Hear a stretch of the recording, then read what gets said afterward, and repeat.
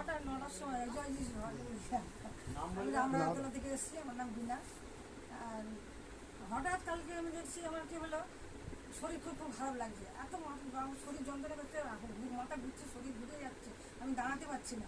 তা আমি তখন বললাম যে তাহলে কি ওটা খেলে টেলে ঠিক হবে, খেতে পারলাম না, বসেছি খেতে পারলাম না। তখন ঈশ্বরকে আমি করলাম যে ঈশ্বর তুমি আমার সুন্দর করে দাও, সুন্দর পবিত্র রক্ত তুমি আমার জল তুমি খেলাম, খেয়ে দিয়ে পবিত্রকে জানিয়ে তুমি যিশুকে জানালাম, জানিয়ে টানিয়ে হাতে মারলাম, মুখে মক্তকে মারলাম, মেটে টেটে শুয়েছি, শুয়েও আমি ঠিক পাচ্ছি না।